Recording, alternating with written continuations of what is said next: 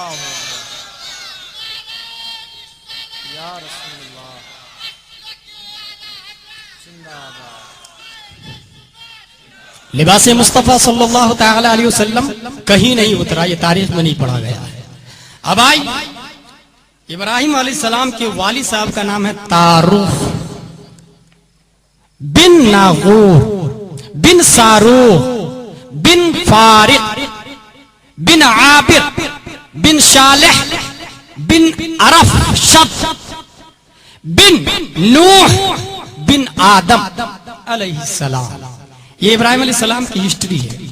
इब्राहिम अलैहिस्सलाम कब पैदा होते हैं? जब हजरत तारुख की उम्र 75 साल की हो जाती है और हजरत इब्राहिम की उम्र जब 86 साल की हो जाती है तब हजरत हाजरा से हजरत इस्माइल अलैहिस्सलाम पैदा होते हैं।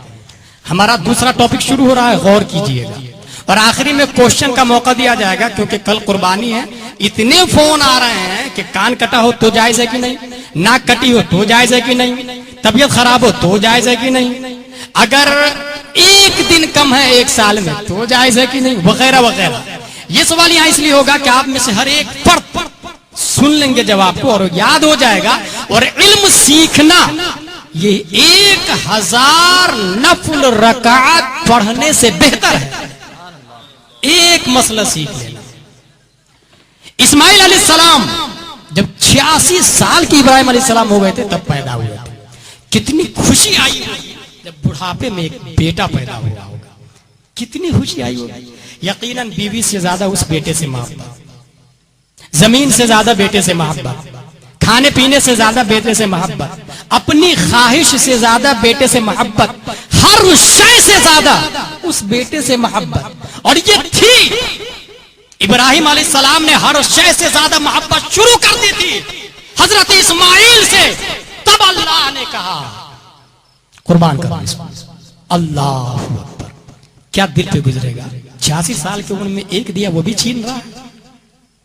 वो बाप थे, जिगर था, होश हवास बदरदा अतम, ज़ौजा मुहतरमा आपके पास थी, इस्माइल की वालिदा अलैहि रहमत थी।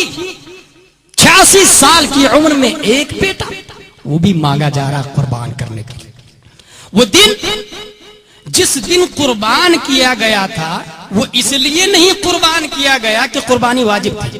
गौर कीजिएगा, रजा चौक के बैठने वाले मसलक के आला हजरत के पैरोकारों, जिस दिन इस्माइल अलैहिस्सलाम की कुर्बानी हुई इसलिए नहीं कि कुर्बानी वाजिब थी और बकरीद का दिन था, बल्कि वाजिब कुर्बानी उसके बाद से हुई।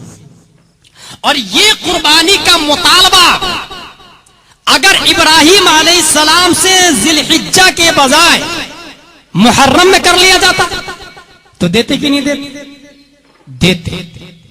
इब्राहिम अलैहिस्सलाम से कुर्बानी का मुतालबा जिलहिज्जा की बजाय मुहर्रम में किया जाता तो कुर्बान करते।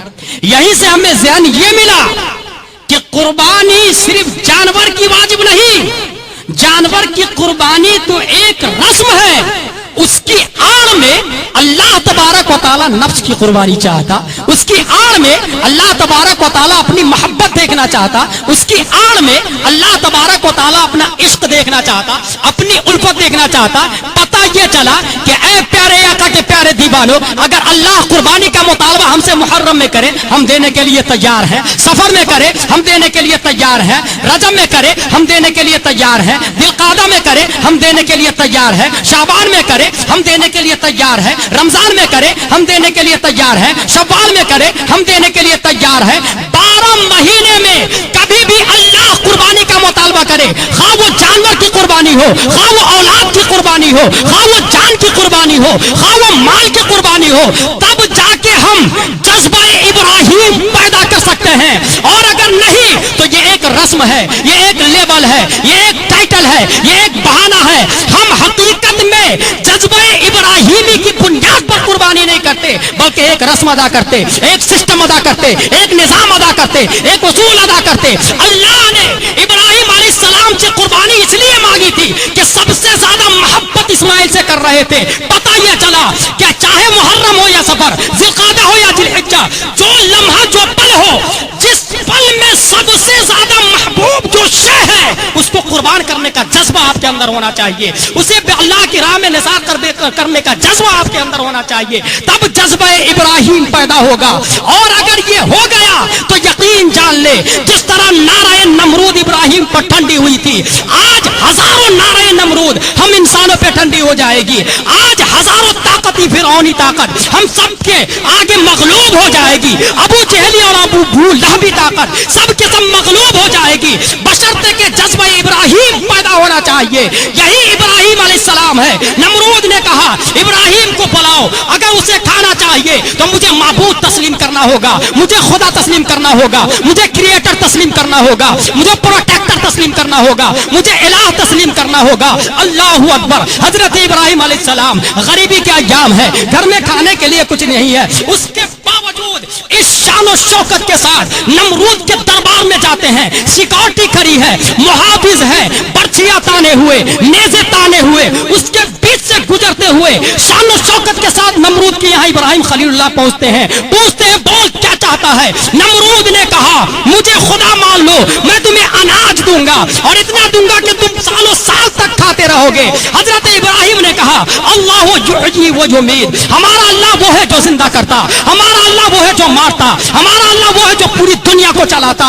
तुम खुदा नहीं हो सकते, तुम्हें पैदा करने वाला वो हमारा खुदा है, तुम्हें रिस्क देने वाला वो हमारा खुदा है। ऐ खानशाह वली के मुसलमानों, कहीं मामूली नफा की खातिर हम सजदा तो गैर का नहीं करते, कहीं मामूली नफा की खातिर हम मंदिर में तो नहीं जाते, कहीं मामूली नफा की खातिर हम डुप्लीकेट बाबा के पास तो नहीं जाते, कहीं मामूली नफा की खातिर हम शिर्क व कुफ्र में गिरफ्तार तो नहीं होते। क्या वजह है कि इंसान अल्लाह की बारगाह में झुकने को तैयार नहीं होता, जो रिस्क भी देता है, जो फसल भी निकालता है, जो हवा भी चलाता है, जो सूरज भी निकालता है। इब्राहिम अलैहिस्सलाम का जज्बा पैदा करे। इब्राहिम नमरूद के दरबार में है, पूछा गया तो शान और शौकत के साथ जवाब दे दिया। नमरूद ने निकाल दिया, निकलने को तैयार हो गए, मगर अनाज की खातिर उसे माबूद तस्लीम नहीं किया। गोया इब्राहिम अलैहिस्सलाम ने उम्मत मुहम्मदिया को एक दर्स दे दिया कि आज भी हो इब्राहिम सा ईमा पैदा, आग कर सकती है अंदाजे गुलिस्ता पैदा। और सुनो, मर्द हक बातिल के आगे मात खा सकता नहीं, मर्द हक बातिल के आगे मात खा सकता नहीं, सर कटा सकता है लेकिन सर झुका सकता है। नाराए तकबीर, नाराए तकबीर, नाराए रिसालत, नाराए रिसालत। इब्राहिम अलैहिस्सलाम ने नहीं माना। अब जब इस्माइल अलैहिस्सलाम बड़े हो गए तो अल्लाह तबारक व तआला ने कहा एक घर बनाओ मेरे लिए। घर बना, उस घर को हम लोग क्या कहते हैं? खाना-ए-काबा।